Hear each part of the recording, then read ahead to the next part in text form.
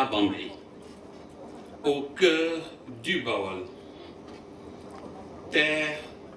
terroir d'intelligence et d'ascèse, de bravoure et de richesse humaine. Sur ce site historique, témoin de hauts faits héroïques,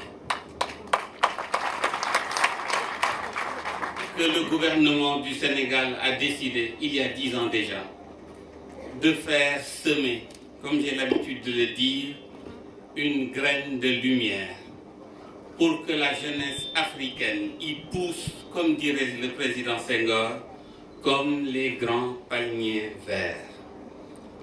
C'est un bonheur pour moi indescriptible de me retrouver à nouveau au milieu de ces hommes et ces femmes d'une qualité exceptionnelle pour célébrer l'excellence et la vertu qui font battre le cœur de l'université Alioune Diop.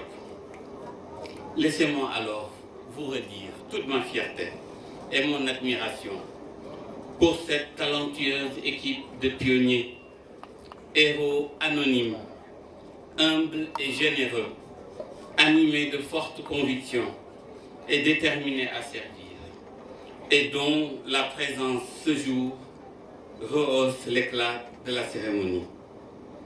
En me choisissant comme parrain ou coparrain, vous m'offrez le plaisir de revenir à Bambey en externe, après les 1000 jours passés ici en interne, pour créer avec vous un nouveau pôle d'espérance.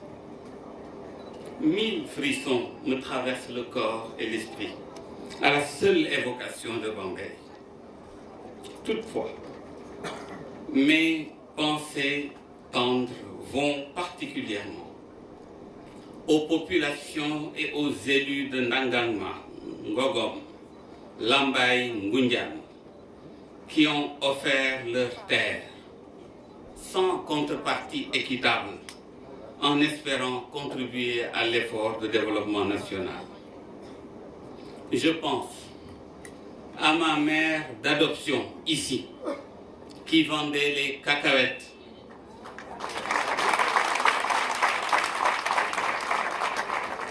et dont les cacahuètes étaient la seule nourriture disponible sur place à la création de l'université. Je pense aux potières de Ndangangma, dont les belles œuvres ont décoré l'université durant ses premières années.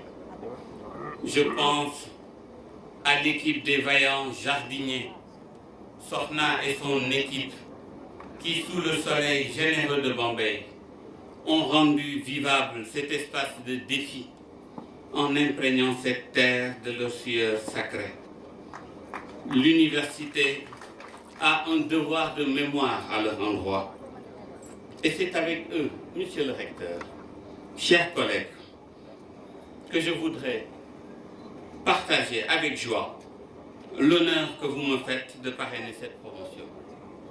Je suis convaincu, à l'instar des chasseurs du Manden, que toute vie est une vie, qu'une vie n'est pas plus ancienne, plus respectable qu'une autre vie, et qu'une vie n'est pas supérieure à une autre vie.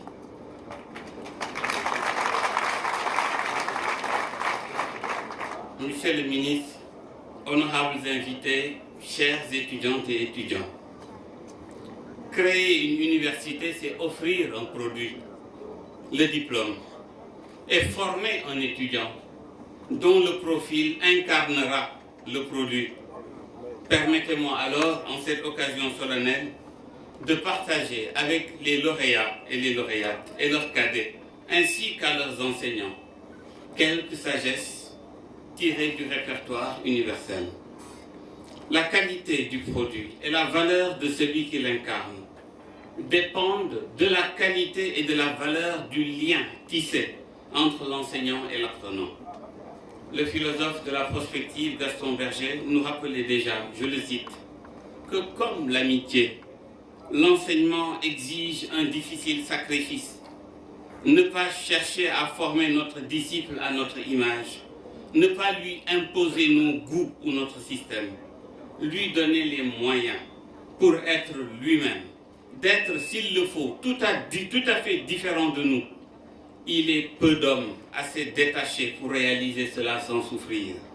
Mais au travers tout ce que perd alors l'amour propre, nous goûtons la joie supérieure d'ouvrir un esprit, de le mettre en possession de son autonomie, de lui donner comme une seconde naissance. Fin de citation.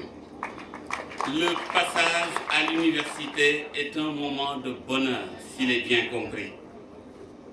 Mes chers amis, comme le dit la sagesse, le plus beau temps de la vie n'est pas celui où l'on n'a qu'à se laisser vivre. C'est celui où, en pleine possession de ses facultés et en pleine maîtrise de soi, on est engagé dans la lutte pour l'existence, où l'on a conscience d'y jouer d'un rôle utile et de faire un peu de bien autour de soi, selon les moyens dont on dispose et la situation qu'on s'est faite à soi-même par ses libres efforts. Enseigner, c'est espérer, nous dit l'académicien Pierre Léna. Vous avez donc toutes les raisons d'espérer. L'avenir vous est ouvert et il sera pour vous ce que vous aurez décidé d'en faire. Soyez convaincus que si tant d'hommes et de femmes se plaignent d'être passés à côté de l'essentiel, c'est qu'ils ont oublié de lui donner rendez-vous et qu'ils ne savent ni ce qu'il est ni où il se trouve. À l'université, on doit apprendre à privilégier le travail actif et intelligent, pleinement assumé. On doit le privilégier sur la facilité et la responsabilité, privilégier la discipline et la politesse sur la révolte. C'est ce qui explique l'écriteau auquel faisait allusion tout à l'heure M. Mamadou Sarr, que nul n'entre ici que si par sa politesse. Il a du respect pour ses semblables, de la déférence au temps et de l'obligeance pour l'environnement. Mes chers amis, vous incarnez les espoirs d'une nation jeune, mais au cœur meurtri, parce que longtemps blessée dans sa fierté et sa dignité. Une nation qui aspire légitimement à la résilience et que vous n'avez pas le droit ni de décevoir, ni d'accroître les souffrances. Tout le monde l'a répété. Le travail est la loi de l'homme. Vous êtes à l'université pour apprendre et dans la société pour travailler. Mais vous êtes à l'université alors pour apprendre à travailler, pour développer toutes les puissances actives de votre être, pour vous mettre en état d'affronter la vie et de suffire à ses exigences dans un environnement encore démuni. En décidant d'implanter des universités en milieu rural, l'État du Sénégal vous met au contact des vraies réalités du pays. Même difficiles, vos conditions d'existence sont bien meilleures que celles de votre voisinage. À vous de faire preuve d'humilité et de dignité en essayant de mériter les privilèges qui vous sont consentis avec l'argent du contribuable. Vous réclamez souvent la liberté, nous vous y encourageons. L'université est le lieu d'apprentissage de l'exercice citoyen de la liberté. Mais la vraie liberté consiste à avoir la maîtrise de soi, à gouverner ses actes et ses libertés, et ses paroles, à se soumettre à la raison et au bon sens. Ne forcez ni l'État, ni vos maîtres à se servir des moyens que la nation met entre leurs mains. Si vous cultivez cette vraie liberté, vous vous rendrez digne des privilèges que l'on nomme franchise universitaire. Mais lorsque vous vous montrez indigne, l'espace universitaire devient un espace de droit commun et vous expose à la rigueur des lois et règlements et à la réprobation sociale. L'ambition intime de l'université sénégalaise, notamment sous la vision de M. le ministre, est de former les étudiants à la citoyenneté, à la liberté véritable et à la responsabilité, en faisant les dépositaires d'un savoir utile et de qualité, leur permettant de s'engager avec méthode et conviction pour servir et non pas se servir, pour être au service du développement de la nation, pour être des citoyens dignes et fiers de leur africanité et qui n'ont pas peur de la lumière de leur puissance. À ceux qui vont désormais emprunter le chemin du travail, mes vœux de succès les meilleurs vous accompagnent dans la réalisation de vos desseins personnels comme professionnels. Paolo Coelho, que vous connaissez, nous rappelle, je le cite, que quand on voyage vers un objectif, il est très important de prêter attention au chemin. C'est toujours le chemin qui nous enseigne la meilleure façon d'y parvenir et il nous enrichit à mesure que nous le parcourons, dit-il. Alors, sur votre chemin, n'oubliez pas cette sagesse de Gibran. Le travail, c'est l'amour rendu visible. Si vous aimez ce que vous faites, c'est la qualité de votre travail qui va le révéler et qui va vous rendre digne du respect des autres. La connaissance de soi, la conscience de soi, la confiance en soi, comme l'illustrait tout à l'heure le parrain, le professeur Ndiaye, seront vos compagnons sur le chemin de la vie. N'imitez personne, soyez vous-même. Oscar Wilde disait « Sois toi-même, les autres sont déjà pris ». Si tu n'as aucune foi en toi-même, tu es doublement vaincu dans la course de la vie. Avec la voix, avec la foi, tu as gagné avant même d'avoir commencé. C'est Marcus Garvey qui disait cela. La contribution de chacune et de chacun d'entre nous est indispensable à la construction de la nation. Et quelle que soit l'amertume de nos conditions d'existence, il faut maintenir le cap et se concentrer sur l'essentiel, à l'abri de tous les polluants qui peuvent nous démotiver. Plutôt que de maudire les ténèbres, allumons une chandelle, si petite soit-elle, disait Confucius.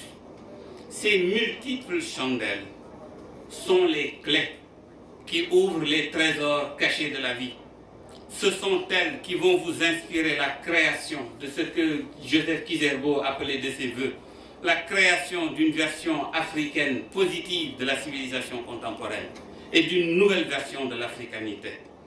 Ce sont ces clés, disais-je, qui vous permettront de choisir votre propre futur en apportant votre contribution attendue à la construction d'une Afrique prospère, bien gouvernée, où règne la paix et la sécurité, d'une Afrique digne, fière de tous ses enfants, d'une Afrique debout qui marche vers le progrès et la modernité, d'une Afrique qui compte et non que l'on compte, d'une Afrique actrice de la gouvernance mondiale et non enjeu des puissances, d'une Afrique qui sort de cette longue nuit, d'une Afrique à la hauteur de ses réelles potentialités. C'est pour cela que j'ai choisi pour vous, en guise de souvenir symbolique de cette belle cérémonie, de confier à chacune et à chacun d'entre vous un porte-clés traditionnel. Vous aurez chacune un porte-clés traditionnel fait d'un tam-tam que je suis allé chercher chez des artisans anonymes dans le quartier très pauvre, niché au cœur de la Médina, que l'on appelle Niayes Thioker. Mais ce sont des personnes qui ne mendient pas, des personnes qui travaillent. Ce sont des produits du terroir qui véhiculent des pans entiers de notre patrimoine culturel et artistique. Ils symbolisent la voix africaine du Sénégal par le tam-tam qui a longtemps résonné dans nos contrées, entre les nations, par-delà les océans, dans les plantations et qui continue de résonner pour qui sait les entendre. Ils symbolisent surtout le savoir-faire de nos artisans, talentueux et valeureux, qui grâce au mélange sacré de leur sueur et de leurs larmes, savent lier le bois au bois, savent lier le bois à la peau. Ils lient le bois à la peau au fil, le fil au fer aux perles et les perles aux couleurs nationales.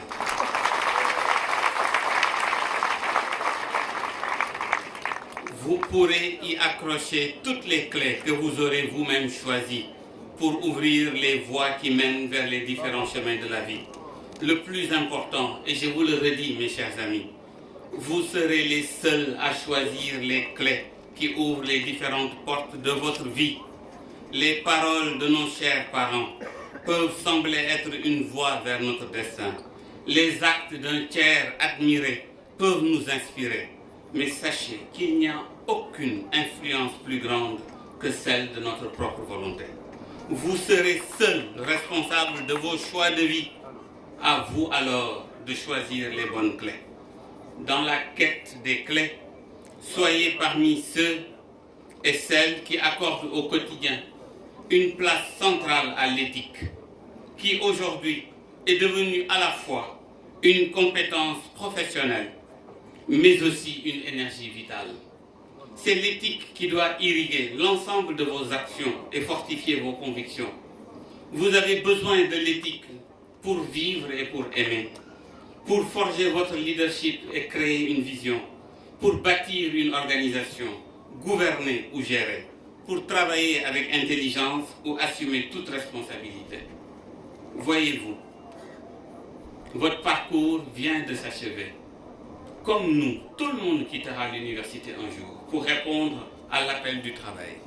Si les études vous rendent apte à travailler, il vous reste à présent à vous interroger sur votre aptitude à vivre. Je dis bien votre aptitude à vivre. C'est Martin Luther King qui définit l'aptitude à vivre.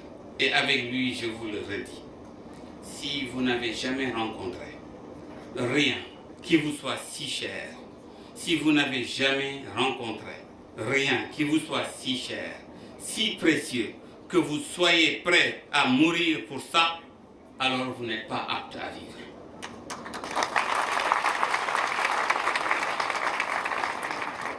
Senghor en a fait le viatique de la jeunesse sénégalaise. N'ayez pas peur. Nous disons non à la peur qui fait fuir. Nous disons oui à l'appel de l'honneur. Pour le Sénégal, pour toi au Sénégal, tel Lat Dior Ngoné Latyr, tendant nos jeunes cœurs vers ton soleil. S'il vous plaît, oui. S'il vous plaît.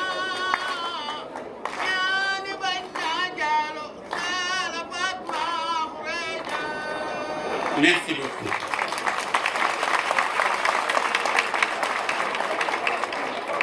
Pour toi au Sénégal, tel Lat Dior Ngoné Latyr, tendant nos jeunes cœurs vers ton soleil. Oui, s'il nous le fallait, demain nous offririons notre souffle pour te défendre. Je vous remercie de votre attention.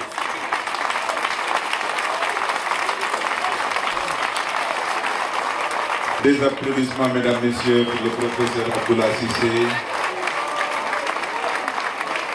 Des applaudissements pour le professeur Daouda Ndiaye. Des applaudissements pour le professeur Matar Bonsek.